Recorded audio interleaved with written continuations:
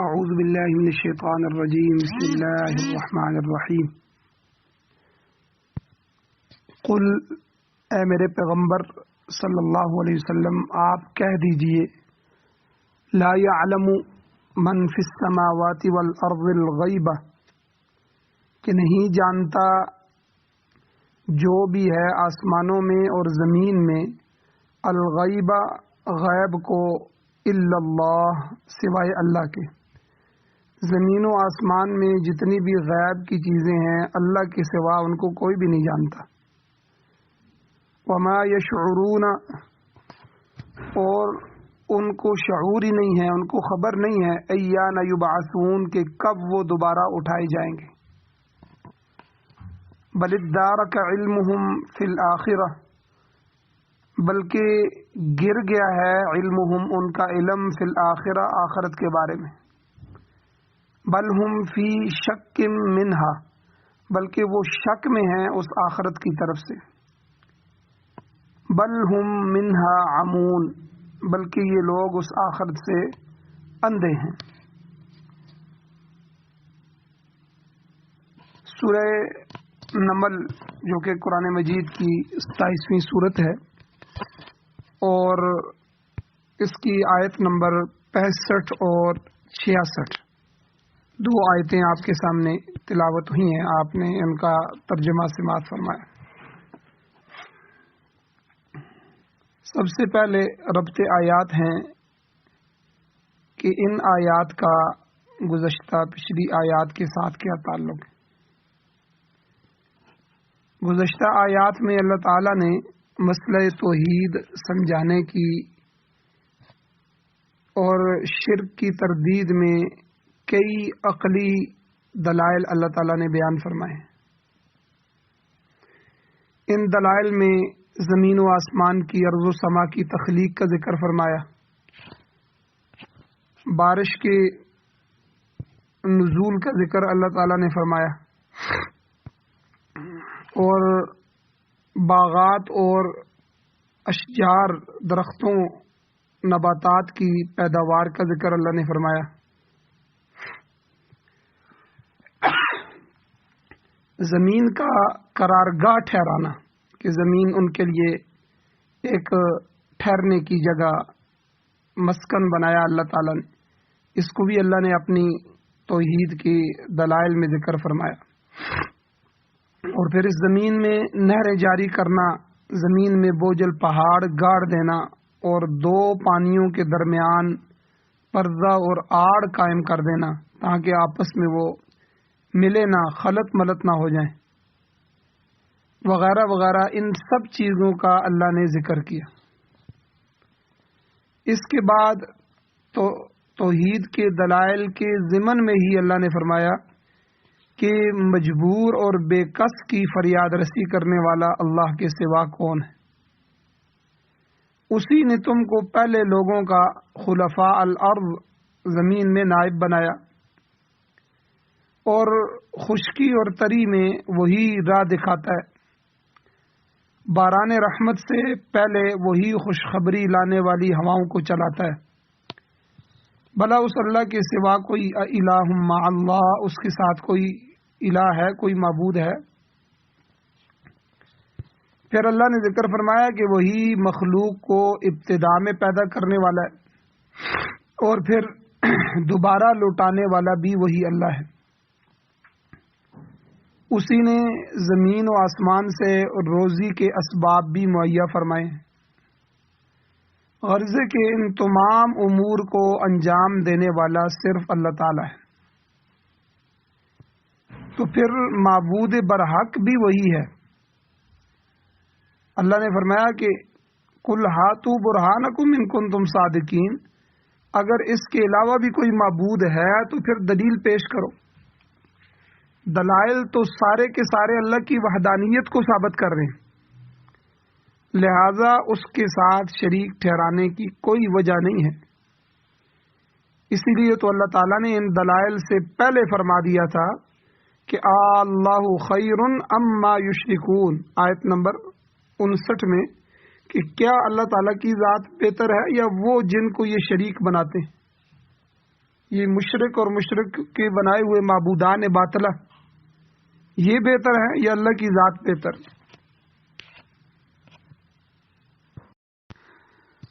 اللہ تعالیٰ نے بے شمار دلائل بیان فرما دیے ہیں توحید کے. اب بھی اگر کوئی اللہ تعالیٰ کی توحید کو تسلیم نہیں کرتا، اللہ کو وحدہ لا شریک تسلیم نہیں کرتا اور اللہ کے ساتھ در در کی چیزوں کو شریک ٹھہراتا ہے، تو پھر اللہ تعالیٰ اسی کو فرماتے ہیں کہ یہ شعور نہیں رکھتے، یہ بے عقل ہے.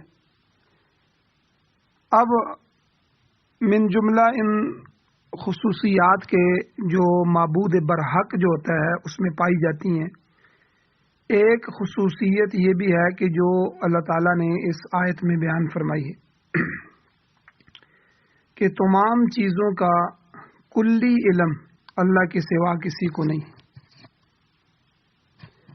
الوہیت کی ایک خصوصیت جو ہے وہ خالق ہونا بھی ہے.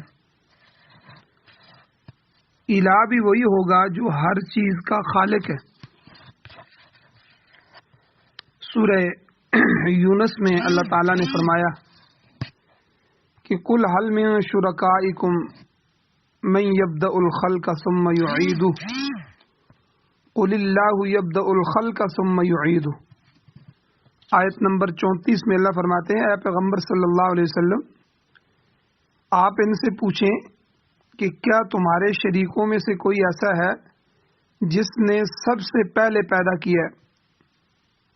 کل حل من شرکائکم، کیا تمہارے شرکاء میں سے کوئی نئی ایسی ذات ہے کہ یبدأ الخلق، جس نے مخلوق کو بنایا وہ سب سے پہلے پیدا کیا، ثم یعیدہ، پھر وہ اس کا اعادہ کرے گا. قل اللہ، پھر آپ خود ہی فرما دیجئے کہ اللہ ہی ہے یبدأ الخلق ثم یعیدہ، کہ اولاً اللہ ہی پیدا کرنے والا ہے اور پھر وہی اس کو لوٹائے گا. اس طرح سورہ فاطر میں بھی آیت نمبر 3 میں اللہ تعالیٰ فرماتے کہ اللہ کے انعامات کو یاد کرو جو اس نے تم پر کیے ہیں. هل من خالق غیر اللہ، کیا اللہ کے علاوہ بھی کوئی خالق ہے جو تمہیں آسمان اور زمین سے روزی پہنچاتا ہے؟ کہ کوئی ایسا تمہارا خدا، کوئی رب ہے اللہ کی ذات کے علاوہ؟ تو صفت خلق کے علاوہ قادر مطلق ہونا یہ بھی الوہیت کی صفت ہے. ہر چیز پر قدرت رکھنا یہ اللہ تعالیٰ کا خاصہ ہے. اور سورہ بقرہ آیت نمبر 20 میں اللہ فرماتے ہیں ان اللہ علی کل شیء قدیر، کہ ہر چیز پر صرف اللہ ہی قدرت رکھتا ہے. اگر کسی کی ساری ذات اگر کسی کے قبضہ قدرت میں ہے تو وہ اللہ تعالیٰ کی، کہ اللہ کی ذات کے قبضہ قدرت میں یہ سارا جہان ہے اور ہر ذرہ ذرہ ہے اور ہر چیز پر اللہ تعالیٰ قادر ہے. پھر اس کے بعد علیم کل ہونا، یعنی ذرے ذرے کا علم ہونا، یہ بھی اللہ تعالیٰ کا خاصہ ہے. سورہ بقرہ کی آیت نمبر 282 میں اللہ فرماتے ہیں واللہ بکل شیء علیم، کہ ہر چیز کا علم صرف اللہ کے پاس ہے. اور سورہ نساء آیت نمبر 126 میں اللہ فرماتے ہیں وَكَانَ اللَّهُ بِكُلِّ شَيْءٍ مُحِيطًا، اللہ تعالیٰ ہی ہر چیز کا احاطہ کیے ہوئے، ہر چیز کو اللہ ہی نے گھیر رکھا ہے. تو قدرت کے لحاظ سے احاطہ ہو یا علم کے لحاظ سے، تو یہ بہرحال اللہ تعالیٰ کے ساتھ مخصوص ہے. عام طور پر تسلیم کیا جاتا ہے کہ خدا تعالیٰ غیر مرئی ہے، یعنی وہ دکھائی نہیں دیتا. یہ بھی اس کی صفات میں سے. نافع اور ضار ہونا یہ بھی اللہ کی صفات ہے، اللہ ہی نفع دینے والا ہے، اللہ ہی نقصان دینے والا. مختار کل ہونا، علیم کل ہونا، خالق ہونا، یہ سب الوہیت کی صفات مختصہ ہیں. اسی طرح علم محیط بھی الوہیت کی صفات میں سے، جس ذات میں یہ صفات نہ پائی جائیں وہ کیسے الہ ہو سکتا ہے؟ حافظ ابن حجر عسقلانی رحمۃ اللہ علیہ نے شرح بخاری میں حضرت موسیٰ علیہ السلام اور حضرت خضر علیہ السلام کا واقعہ نقل کیا ہے۔ فرماتے ہیں کہ اللہ کے یہ نیک بندے جس کشتی پر سوار تھے اس کے کنارے پر ایک چڑیا آ کر بیٹھ گئی اور اس نے سمندر میں چونچ مار کر ایک یا آدھا قطرہ پانی پی دیا۔ تو خضر علیہ السلام نے موسیٰ علیہ السلام سے خطاب کرتے ہوئے فرمایا، یا موسیٰ ما علمی و علمک فی جنب علم اللہ الا کمثل ھذا العصفور، یعنی اے موسیٰ علیہ السلام، میرے اور آپ کے علم کی مثال اللہ تعالیٰ کے علم کے مقابلے میں ایسی ہی ہے جیسے اس چڑیا نے سمندر سے پانی حاصل کر لیا۔ بات دراصل یہ تھی کہ ایک شخص موسیٰ علیہ السلام کے پاس آیا اور دریافت کیا کہ کیا روئے زمین پر آپ سے زیادہ علم والا بھی کوئی ہے؟ تو آپ نے فرما دیا کہ نہیں، بس اسی میں آپ کی آزمائش آ گئی کہ موسیٰ علیہ السلام نے اس بات کو اللہ کی طرف کیوں نہیں لوٹایا اور خود ہی سب سے بڑے عالم بن بیٹھے۔ انہیں چاہیے تھا کہ وہ یہ کہتے کہ اللہ ہی بہتر جانتا ہے۔ فی الواقعہ اس وقت اللہ کے دین اور شریعت کو سب سے زیادہ جاننے والے موسیٰ علیہ السلام ہی تھے، لیکن پھر بھی ان کی گرفت ہو گئی کہ اذ لم یرد العلم الی اللہ، کہ انہوں نے علم کی بات کو اللہ کی طرف کیوں نہیں لوٹایا۔ تو بہرحال اسی سلسلے میں آپ کو لمبا چوڑا سفر اختیار کرنا پڑا، اور پھر خضر علیہ السلام نے اپنے اور ان کے علم کی مثال بھی بیان کر دی کہ کل مخلوق کے مقابلے میں اللہ کی علم کی نسبت قطرے اور لاکھوں مربع میل محیط جو سمندر ہے اس سمندر جتنی بھی نہیں ہے۔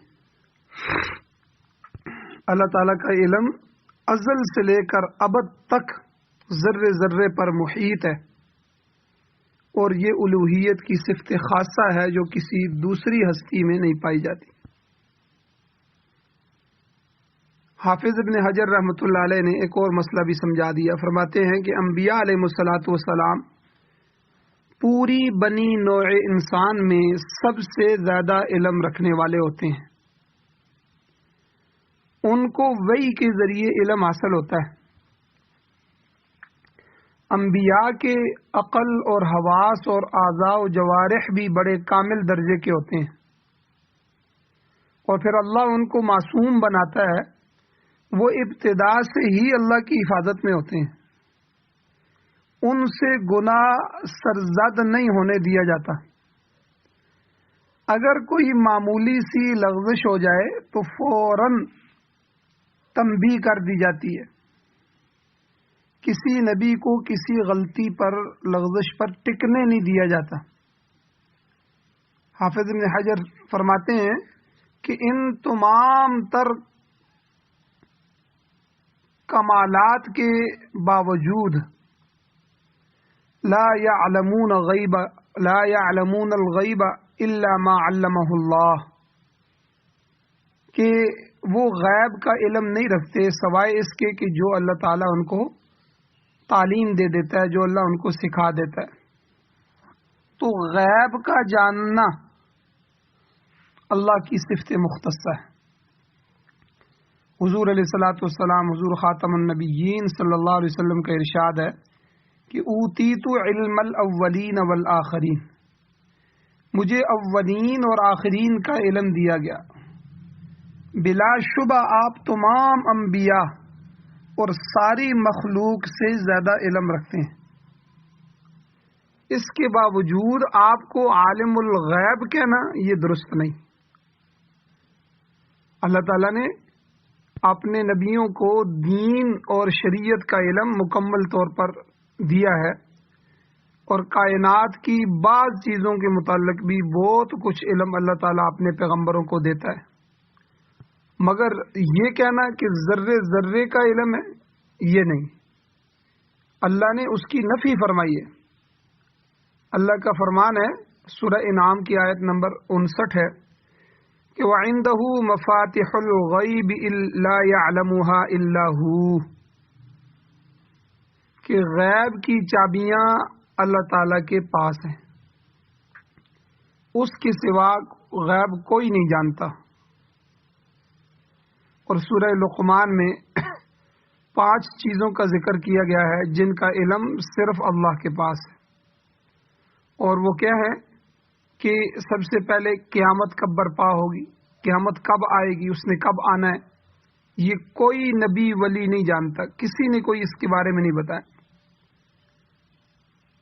ہاں نشانیاں بتا دی ہیں کہ یہ بڑی بڑی نشانیاں ہوں گی، اس کے بعد یہ ہوگا، پھر یہ بڑی نشانیاں آئیں گی، تو اس کے بعد قیامت آئے گی، لیکن قیامت کا وقت کب ہے، کتنے سال ہیں، کتنے ہزار سال ہیں، کسی پیغمبر نے خبر نہیں دی۔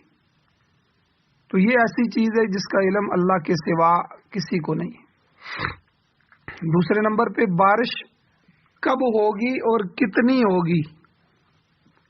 ایک تو بارش کے ہونے کا وقت کہ اس نے 1 ہفتے بعد ہونا ہے، 2 ہفتے بعد ہونا ہے، بارش کب ہوگی، پھر کس حساب سے ہوگی، کہیں ایسا تو نہیں کہ اتنی ہو جائے کہ وہ سیلاب بن جائے، بجائے فائدے کے نقصان بن جائے، یا بالکل ہی کم ہو جس سے فائدہ ہی نہ ہو۔ تو یہ ساری چیزیں اللہ نے چھپا کے رکھی ہیں، بارش کب ہوگی اور کتنی ہوگی۔ تیسرا، ماں کے پیٹ میں کیا ہے۔ ماں کے پیٹ میں بچہ ہے یا بچی ہے، تو آلہ کے ذریعے کسی چیز کو معلوم کرنا، یاد رکھیں کہ وہ غیب نہیں ہے۔ تھرمامیٹر سے بخار کو چیک کر لیا جاتا ہے، تو یہ ایک آلہ ہے، سبب کے ذریعے سے جانا گیا ہے، اب وہ علم غیب نہیں رہتا۔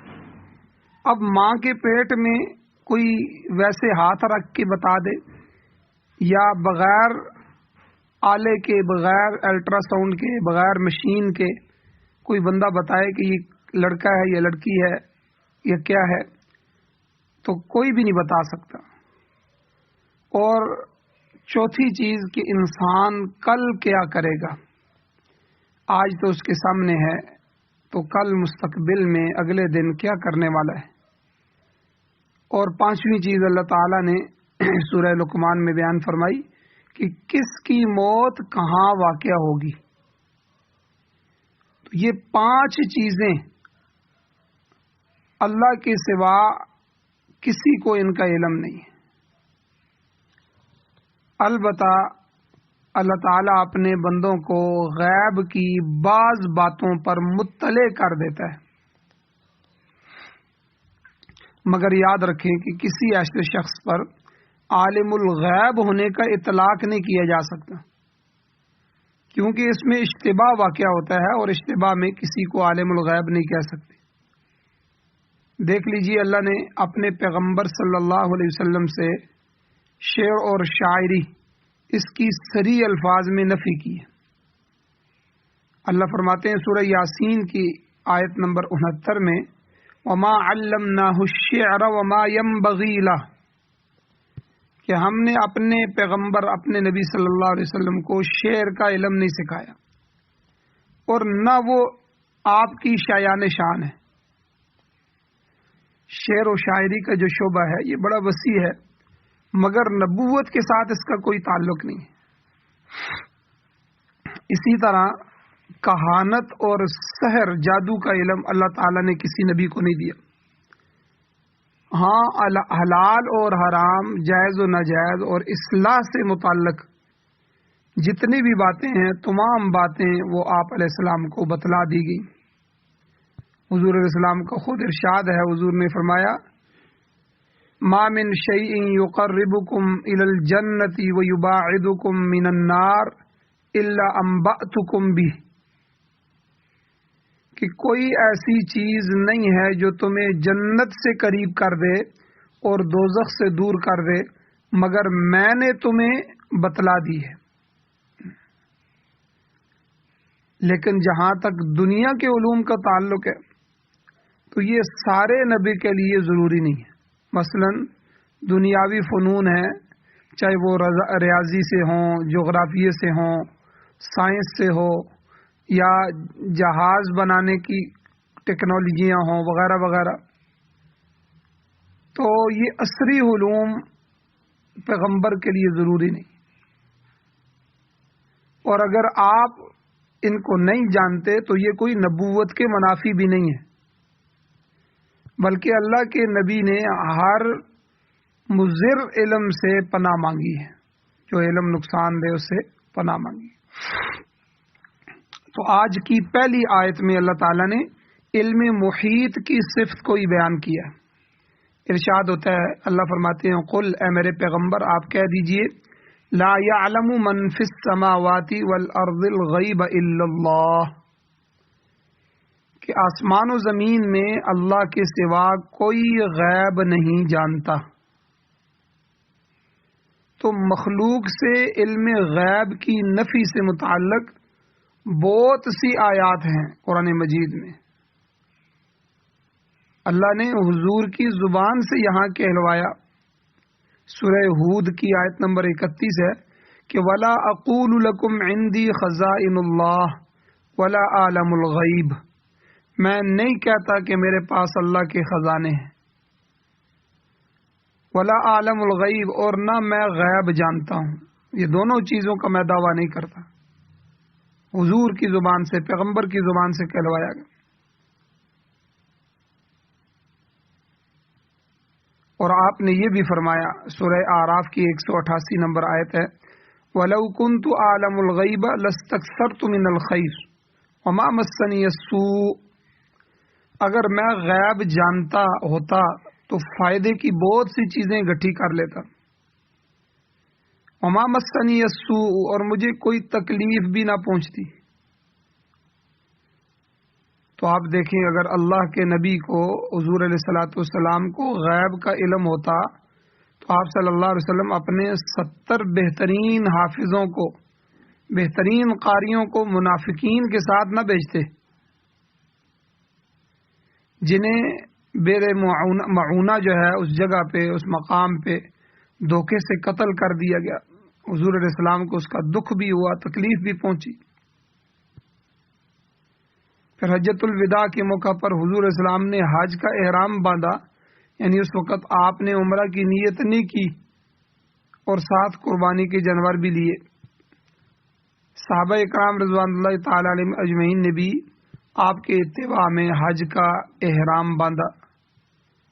مکہ معظمہ پہنچ کر خیال آیا کہ مشرکین حج کے مہینوں میں عمرہ ادا کرنے کو گناہ کبیرہ سمجھتے ہیں، حالانکہ ایسی بات نہیں ہے. تو آپ نے مشرکین کے خلاف کرنے کے لیے صحابہ کو حکم دیا کہ جو لوگ قربانی کے جانور ساتھ نہیں لائے تو وہ حج کے احرام کو عمرہ میں بدل دیں اور عمرہ کر کے حلال ہو جائیں. تو آپ صلی اللہ علیہ وسلم نے فرمایا، اگر میرے دل میں پہلے وہ بات آ جاتی جو بعد میں آئی ہے تو میں قربانی کے جانور اپنے ساتھ مدینہ سے نہ لاتا، اور جو طواف اور سعی کی ہے اس کو عمرہ میں تبدیل کر دیتا. حدیث کے الفاظ ہیں اس طرح کہ لو انی استقبلت من امری مستدبرت لم اسقل ہدیہ وجعلتها عمرتا. تو یہ واقعہ بھی حضور صلی اللہ علیہ وسلم سے علم غیب کی نفی کرتا ہے کہ اگر حضور کو پہلے سے علم ہوتا تو حضور جانور بھی نہ لاتے یا اپنے عمرے کی نیت کر لیتے. تو غرضے کے 300 سے زیادہ نصوص ملتی ہیں، زیادہ قرآن کی آیات اور احادیث ملتی ہیں جن میں علم غیب مطلق کی نفی کی گئی ہے. تو علم غیب کا اطلاق صرف اللہ تعالیٰ کی ذات پر ہوتا ہے. قیامت والے دن اللہ تعالیٰ حضرت عیسیٰ علیہ السلام سے سوال و جواب کریں گے کہ اے عیسیٰ ابن مریم، کیا تو نے لوگوں کو کہا تھا کہ مجھے اور میری والدہ کو اللہ کے سوا معبود بنا لو؟ تو عیسیٰ علیہ السلام عرض کریں گے اے پروردگار سبحانک، تیری ذات پاک ہے، بھلا میرے لیے یہ کیسے ممکن ہے کہ میں ایسی بات کروں جس کا مجھے حق نہیں پہنچتا۔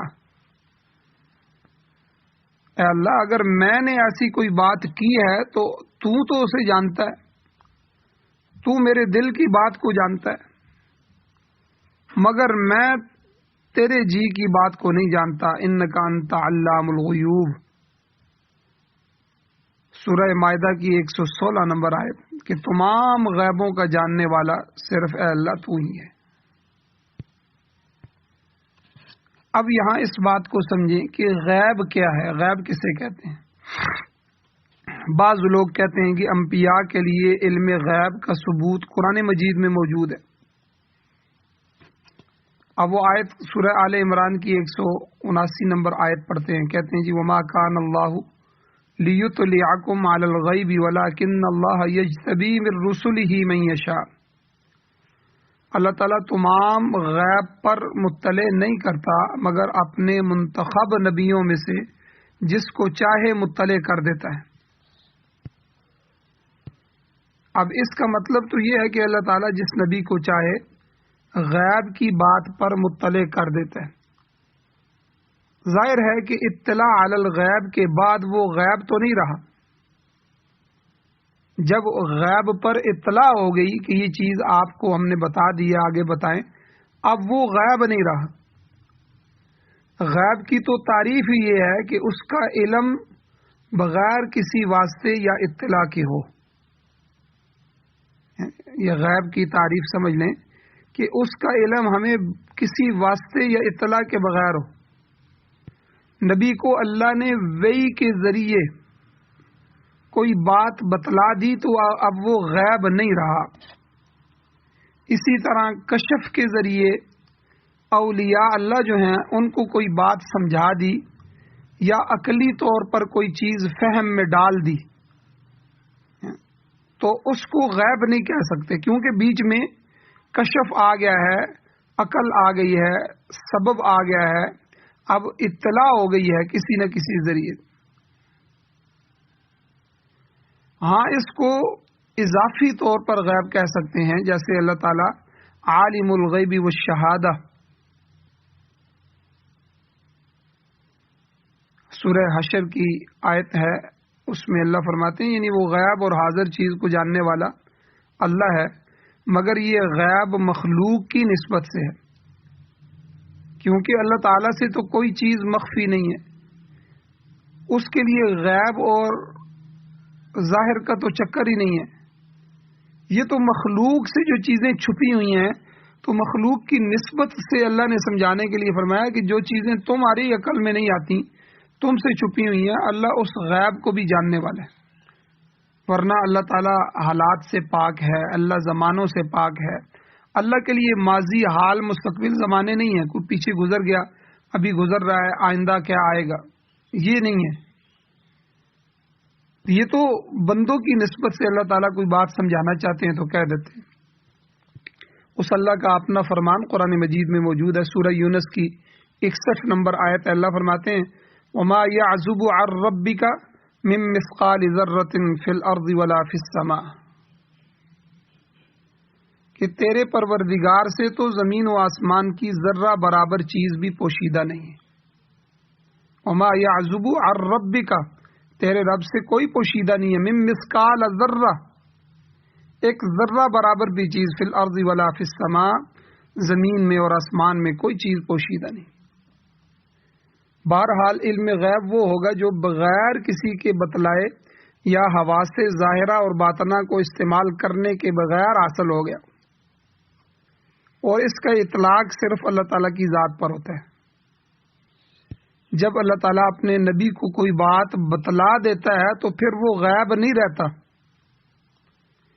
اس کی مثال آپ سمجھ لیں، اس کی مثال ایسے ہے کہ کوئی شخص کسی جگہ ایک واقعہ دیکھتا ہے کہ فلاں جگہ ایکسیڈنٹ ہو گیا ہے یا فلاں جگہ کوئی واقعہ، کوئی وقوع وہ مشاہدہ کر کے آتا ہے، تو وہ آ کر دوسرے شخص کو بتلا دیتا ہے کہ فلاں جگہ یہ واقعہ پیش ہے۔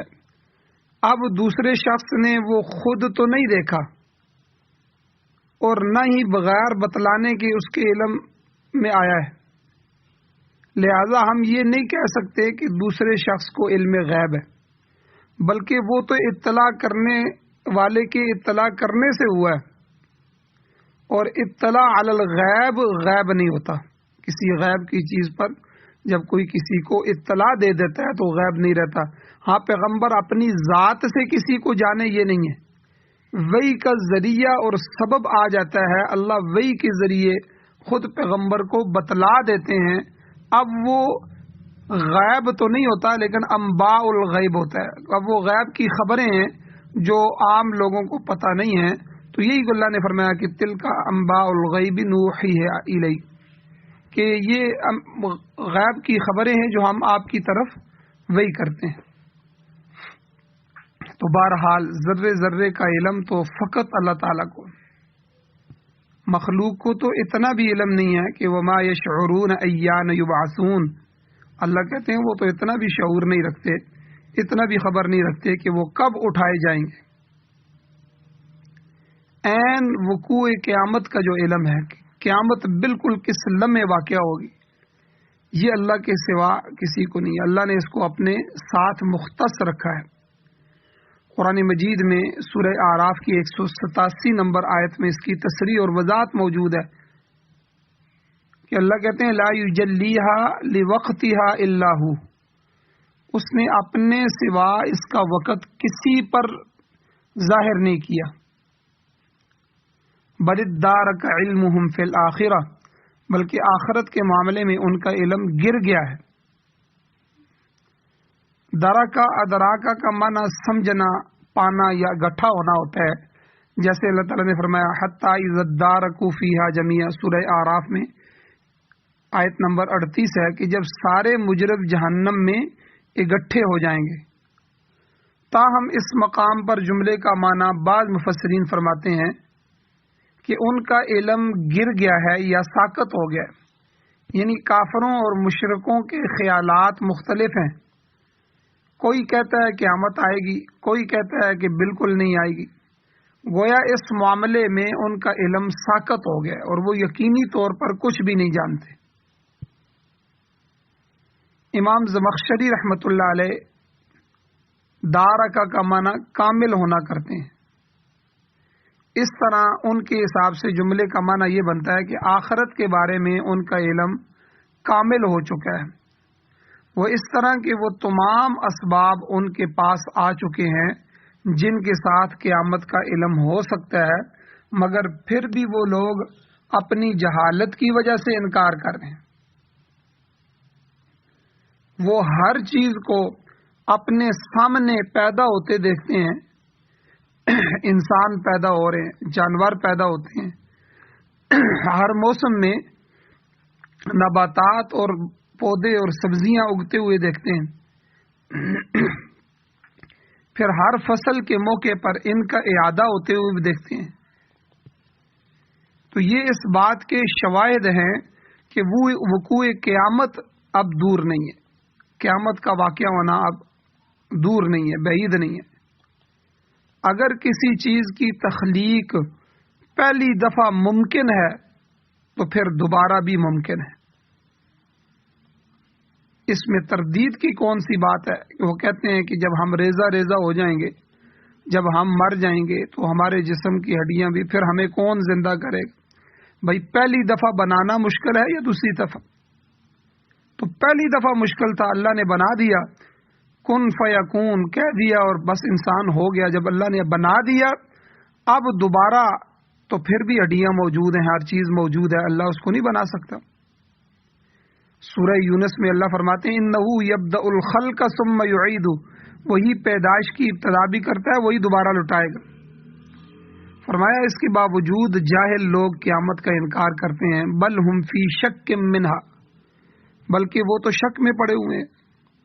سورۃ النبا میں 30ویں سپارے میں وضاحت موجود ہے، اللہ فرماتے ہیں عما یتساءلون عن النبأ العظیم، یہ کس چیز کے بارے میں آپ سے پوچھتے ہیں، سوال کرتے ہیں؟ پھر خود ہی اللہ کہتے ہیں عن النبأ العظیم، بہت بڑی خبر یعنی قیامت کے بارے میں الذی ہم فیہ یختلفون کہ جس کے متعلق وہ اختلاف کرتے ہیں. کوئی کہتا ہے کہ قیامت آئے گی، کوئی کہتا ہے کہ نہیں آئے گی. تو یہ لوگ قیامت کے وقوع کے بارے میں بھی شک میں پڑے ہوئے ہیں. تو بل ہم فی شک منہا. اب فرمایا کہ بل ہم منہا عمون، بلکہ یہ لوگ آخرت کے بارے میں اندھے ہیں. عمون کا معنی ظاہری آنکھوں کا اندھا پن نہیں ہے، یاد رکھیں، بلکہ ان لوگوں کے دل اندھے ہیں جن میں صحیح بات سماتی نہیں ہے، جاتی نہیں ہے. سورہ حج میں اللہ تعالیٰ نے وضاحت فرما دی. آیت نمبر 46 میں اللہ فرماتے ہیں فَإِنَّهَا لَا تَعْمَى الْأَبْصَارُ، ان کی آنکھیں اندھی نہیں ہیں، وَلَكِن تَعْمَى الْقُلُوبُ الَّتِي فِي الصُّدُورِ، بلکہ ان کے سینوں میں رکھے ہوئے جو دل ہیں وہ اندھے ہیں. اور قوم نوح کے متعلق اللہ نے فرمایا سورہ اعراف کی آیت نمبر 46 میں انہم کانوا قوما عمین، کہ وہ ساری کی ساری قوم ہی اندھی تھی. تو اب یہ آنکھوں کا اندھا مراد نہیں ہے، یعنی دل ان کے اندھے تھے. حضور علیہ الصلوۃ والسلام کا بھی ارشاد ہے، حضور نے فرمایا کہ شر العمی عم القلب، کہ بدترین اندھا پن وہ دل کا اندھا پن ہے. ظاہری آنکھوں سے محروم بعض لوگ تو بڑے اچھے اچھے کام بھی کر جاتے ہیں، بعض ایمان والے بھی ہوتے ہیں. بعض لوگوں کے علمی کاموں سے تاریخ بری پڑی ہوئی ہے کہ وہ نابینے تھے لیکن بڑا کام کیا. تو ان لوگوں نے علم کی بڑی خدمت کی ہے. تو یہ تو ظاہری نقص ہے کہ انسان آنکھوں سے محروم ہے، مگر اصل اندھا تو وہ ہے، حضور نے کیا فرمایا شر العمی عمل قلبی، کہ اصل اندھا پن وہ ہے کہ جس کا دل اندھا ہو جائے، یعنی اس میں کفر، شرک اور بدعقیدگی بری ہوئی ہو، ایمان کا تصور بھی موجود نہ ہو، اور وہ ہدایت کی بات کو سمجھنے سے آری ہے. تو بہرحال منکرین قیامت کے متعلق فرمایا کہ ان کے پاس علم کے تمام اسباب پہنچ چکے ہیں، مگر اس کے باوجود یہ لوگ شک میں پڑے ہوئے ہیں، تردد میں پڑے ہوئے ہیں، گویا ان کے دل اندھے ہیں جس کی وجہ سے قیامت کا انکار کر رہے ہیں. اللہ تعالیٰ سے دعا ہے اللہ ہمیں عمل کی توفیق عطا فرمائے. وآخر دعوانا ان الحمد للہ رب العالمین.